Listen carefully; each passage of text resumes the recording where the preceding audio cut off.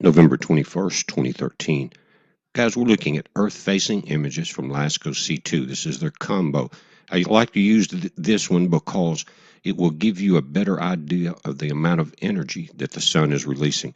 Here, this morning at 2 a.m. in the morning, Universal Time, you saw that burst, and that is, again, ISON facing. It's also Inky facing. Now, back on the 19th, here at 10:48 UTC, you saw the X flare start in the direction of ISON. That's what it's going through now. We should have on tonight's video some updated images coming in from around the world. We'll check that. We'll see if we can tell if it's been any brightening, if there's been any damage, if there's been any separation. We're going to again, we should know in the next 10 hours or so. There should be shots coming in from around the world, and you can always check out spaceweather.com. But guys, this is the latest also Earth-facing images, the different satellite. This is from the SDO.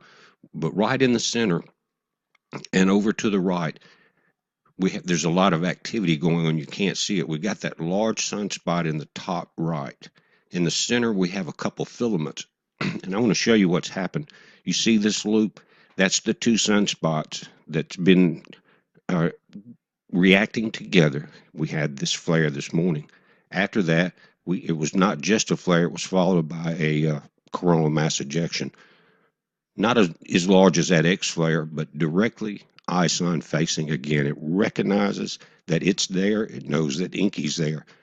It also knows that Inky is not coming towards it. It knows that ISON is.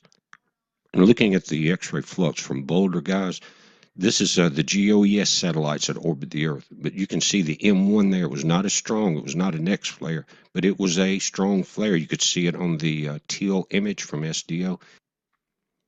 But this thing is definitely one to watch, because if it suddenly turns X flare capable or a strong M flare, it is large enough to shoot a massive blast at ISON.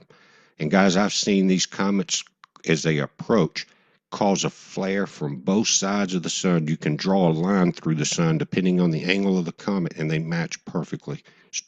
These bursts start happening, so we'll watch it. Here's your sunspot summary. Again, nothing is beta, delta, gamma at this time. Here's one of the later shots of ISON. We can't, it's so bright in the coma there, you cannot get a clear shot. It looks ragged to me. But and the tail does not seem to be as strong as it was before the disconnect that we saw on the night of the 17th through the 18th there. But guys, we're going to do a show today. It's from 11 till 2 p.m. Central Time on Paul Begley's show, and I'll put a link to it. You guys be safe.